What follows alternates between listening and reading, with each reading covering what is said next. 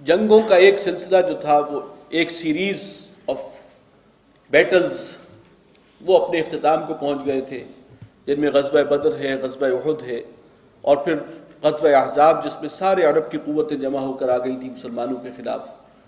اور اس کے بعد کا جو یہ دور ہے، جب کہ صلح حدیبیہ ہوئی ہے، اس دور میں اب مسلمانوں کی ایک حیثیت اور قوت کو تسلیم کر لیا گیا ہے، اب حالات بدل گئے ہیں، کیونکہ غزوہ احزاب کے بعد ہی حضور نے فرما دیا تھا صلی اللہ علیہ وسلم کہ یہ آخری مرتبہ ہے کہ قریش تم پر چڑھ کر آئے ہیں، آئندہ ان کی ہمت نہیں ہوگی، اب ان کی کمر ٹوٹ گئی۔ تو اس وقت یہ آیات نازل ہوئی ہیں، اس زمانے کی یہ صورت ہے اپنے زمانہ نزول کے اعتبار سے۔ یہاں پر یہ صورت اکیلی ہے، مدنی صورت، لیکن اس کے بعد کوئی 2-2.5 پاروں کے بعد پھر ایک صورت آئے گی، وہ بھی اکیلی ہوگی اپنی جگہ پر، وہ بھی مدنی صورت ہے، سورہ احزاب۔ ترتیب نزولی کے اعتبار سے وہ پہلے ہے، اس لیے کہ اس میں اندر غزوہ احزاب کے حالات ہیں، اور یہ بعد میں ہے، یہ سورہ نور۔ لیکن مصحف کی ترتیب میں پہلے سورہ نور ہے، اور پھر بعد میں 2.5 پاروں کے بعد وہ صورت آئے گی سورہ احزاب، اور ان دونوں کے مضامین میں بھی بڑی مشابہت ہے۔ مجلسی معاملات، اخلاقی تعلیمات اور جو معاشرتی تعلیمات، یہ سب کامن ہیں ان دونوں صورتوں کے اندر۔ بسم اللہ الرحمن الرحیم۔ سورۃ انزلناہا وفرضناہا، یہ ایک صورت ہے جو ہم نے نازل فرمائی ہے اور اسے فرض ٹھہرایا ہے، یعنی اس کے اندر جو تعلیمات اور جو احکامات آ رہے ہیں وہ فرض ہیں، وہ بہت اہم ہیں، بہت ضروری ہیں۔ وَأَنزَلْنَا فِيهَا آيَاتٍ بَيِّنَاتٍ، اور اس میں ہم نے نازل فرمائی ہیں وہ آیات جو بہت روشن ہیں، واضح ہیں۔ لَعَلَّكُمْ تَذَكَّرُونَ، تاکہ تم اس سے فائدہ اٹھاؤ، اس نصیحت کو حاصل کرو۔ الزَّانِيَةُ وَالزَّانِي فَاجْلِدُوا كُلَّ وَاحِدٍ مِّنْهُمَا 100 جلدہ، جو بدکاری کرنے والی عورت ہے اور جو بدکاری کرنے والا مرد ہے، ان دونوں میں سے ہر ایک کو 100 کوڑے لگاؤ۔ یہ ہے حد زنا جو یہاں پر آئی ہے، اور صورت بالکل براہ راست شروع ہوئی ہے، ایک دم کوئی اس سے پہلے تمہیدی کلمات عام طور پر ہم دیکھتے ہیں، کوئی حروف مقطعات، کوئی قرآن مجید کے بارے میں اس کی عظمت پر 2-4 آیات، یہ عام طور پر مکی صورتوں میں رہی ہیں، لیکن یہاں ایک دم خطاب ہے اور براہ راست بات آ رہی ہے۔ یہ حد زنا ہے جو یہاں پر اس مقام پر اللہ تعالیٰ نے وارد کی۔ وَلَا تَأْخُذْكُمْ بِهِمَا رَأْفَةٌ فِي دِينِ اللَّهِ، اور ان دونوں کے معاملے میں تم پر کوئی نرمی اور رافت جو ہے وہ تمہارے دامنگیر نہیں ہونی چاہیے اللہ کے دین کے معاملے میں، یعنی 100 کوڑے کی سزا جو ہے، اب یہ سزا دیتے ہوئے کوئی ترس آ جائے اور کوئی جو ہے رافت اور نرمی جو ہے تمہارے دل کی وہ آڑے آ جائے، نہیں، یہ اللہ کے دین کا معاملہ ہے، شریعت کا معاملہ ہے۔ ان کنتم تؤمنون باللہ والیوم الآخر، اگر تم ایمان رکھتے ہو اللہ پر اور یوم آخر پر۔ وَلْيَشْهَدْ عَذَابَهُمَا طَائِفَةٌ مِّنَ الْمُؤْمِنِينَ، اور چاہیے کہ ان کی سزا کے وقت اہل ایمان میں سے ایک گروہ، کچھ لوگ جو ہیں وہاں پر موجود ہوں، وہ دیکھ رہے ہوں، وہ حاضر ہوں۔ یہ پہلو ہے عبرت کا جو اسلام کی سزاؤں میں دیا گیا، اصل فائدہ تبھی پہنچتا ہے جب عبرت ہو۔ زنا کے بارے میں جان لیجئے کہ یہ مقام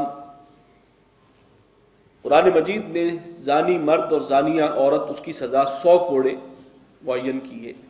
لیکن آن حضور صلی اللہ علیہ وسلم نے اس حکم کو خاص کیا ہے کہ اگر وہ غیر شادی شدہ ہوں۔ چنانچہ بہت سی احادیث اور بہت سے واقعات سیرت کے ایسے ہیں جن سے یہ معلوم ہوتا ہے کہ شادی شدہ مرد اور شادی شدہ عورت اگر اس جرم کا ارتکاب کرے تو اس کی سزا رجم ہے، جو حضور صلی اللہ علیہ وسلم نے معین کی، اور یہ سزا جو ہے آپ نے دی ہے اپنی حیات طیبہ میں، اور کئی متعدد واقعات ہیں۔ تو اسلامی شریعت میں ہم صرف اس قرآن کو نہیں، اس کے ساتھ ساتھ حضور صلی اللہ علیہ وسلم اور آپ کی سنت اور سیرت اور آپ کے احادیث فرمودات، وہ سب بھی ہمارے نزدیک حجت کا درجہ رکھتے ہیں۔ چنانچہ پوری اسلامی تاریخ میں اس حد رجم کا کسی نے انکار نہیں کیا سوائے خوارج کے۔ وہ خوارج جن کے بارے میں کہا گیا کہ یہ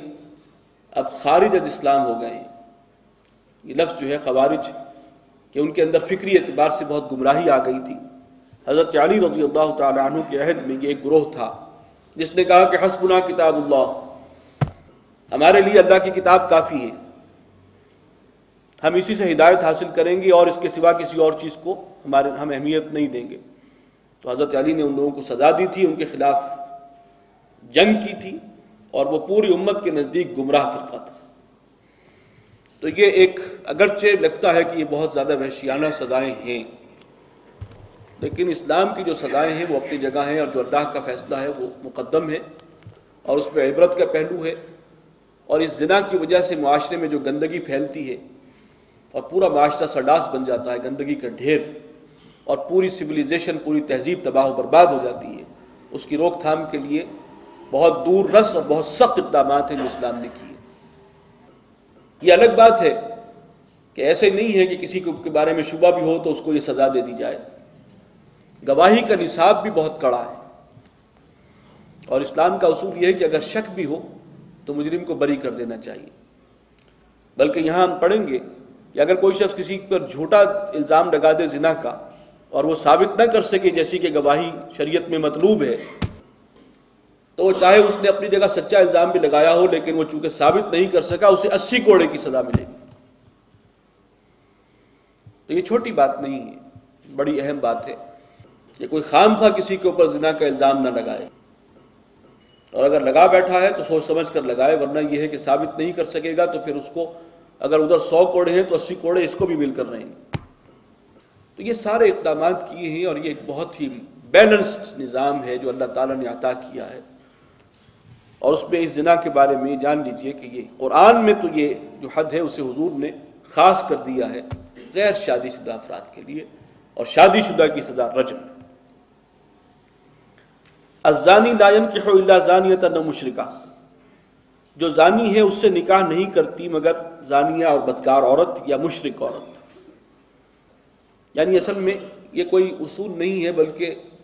کہا جا رہا ہے کہ وہ لائق ہی نہیں ہے، جو شخص بدکار ہے، زانی ہے، وہ اس لائق نہیں ہے کہ اس سے کوئی مسلمان پاک دامن بیوی جو ہے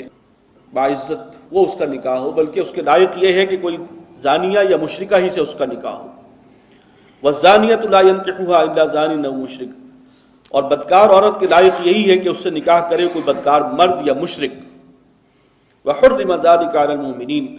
اور یہ چیز یہ جو گناہ ہے، زنا کا گناہ، یہ حرام کر دیا گیا ہے ایمان پر۔ والذین یرمون المحصنات ثم لم یاتوا باربعۃ شہداء، وہ لوگ کہ جو الزام لگائیں پاک دامن خواتین پر، مسلمان عورتوں پر، پاک دامن عورتوں پر، یعنی زنا کا الزام لگائیں، ثم لم یاتوا باربعۃ شہداء، اور پھر 4 گواہ پیش نہ کریں، فجلدوہم 80 جلدۃ، تو اب ان کو الزام لگانے والوں کو 80 کوڑے مارو۔ ولا تقبلوا لهم شہادۃ ابدا، اور پھر آئندہ ان کی کبھی گواہی جو ہے وہ قبول نہیں کی جائے گی۔ واولئک هم الفاسقون، اور یہی لوگ ہیں جو فاسق ہیں، نافرمان ہیں، سرکش۔ الا الذین تابوا من بعد ذلک واصلحوا، سوائے ان کے کہ جو توبہ کر لیں اس کے بعد اور اپنی اصلاح کر لیں، فإن اللہ غفور رحیم، تو اللہ تعالیٰ تو انہیں بخش دے گا توبہ، سچی توبہ پر، وہ غفور ہے، وہ رحیم ہے۔ لیکن یہ کہ ایک مرتبہ کسی کی گواہی غلط ثابت ہو گئی تو آئندہ ہمیشہ کے لیے قانون میں وہ گواہی نہیں دے سکتا۔ وہ توبہ کرے گا، اللہ تعالیٰ اس کا گناہ بخش دے گا، لیکن دنیا کے قانون میں آئندہ بھی اس کی گواہی قبول نہیں ہوگی، وہ اپنی جگہ موجود ہے ریسٹرکشن۔ والذین یرمون ازواجہم، اور وہ لوگ کہ جو اپنی بیویوں پر الزام لگا دیں۔ اب یہ ایک سینسٹیو مسئلہ ہے، میاں بیوی کا معاملہ۔ ایک شخص اپنی بیوی پر الزام لگاتا ہے، وَلَمْ يَكُنْ لَهُ شُهَدَاء، اور اس کے پاس گواہ نہیں ہے، إِلَّا أَنفُسُهُمْ، سوائے اس کی اپنی جانوں کے، فَشَهَادَةُ أَحَدِهِمْ 4 شہادات بِاللَّهِ، تو ان میں سے ایک کی گواہی 4 گواہوں کے برابر شمار ہوگی کہ اگر وہ قسم کھائیں اللہ کی، إِنَّهُ لَمِنَ الصَّادِقِينَ، یعنی وہ مرد جو الزام لگانے والا ہے وہ 4 مرتبہ قسم کھا کر یہ کہے کہ وہ جو الزام لگا رہا ہے وہ سچا ہے، وہ سچ بول رہا ہے۔ کیونکہ یہ معاملہ میاں بیوی کا ہے، اگر شوہر کو شک ہے یا اعتماد نہیں ہے، یا فرض کریں وہ 4 گواہ تو نہیں لا سکتا لیکن ہے حقیقت جو وہ کہہ رہا ہے، تو ظاہر بات ہے کہ اب نہیں سکتی، اب معاملہ بہت سینسٹیو ہے۔ تو اس کے بارے میں یہ ہے کہ جو ایک درمیانی ایک رستہ نکالا گیا، وہ 4 مرتبہ قسم کھا کر کہے گا کہ میں یہ جو الزام لگا رہا ہوں بالکل صحیح کہہ رہا ہوں، سچ کہہ رہا ہوں۔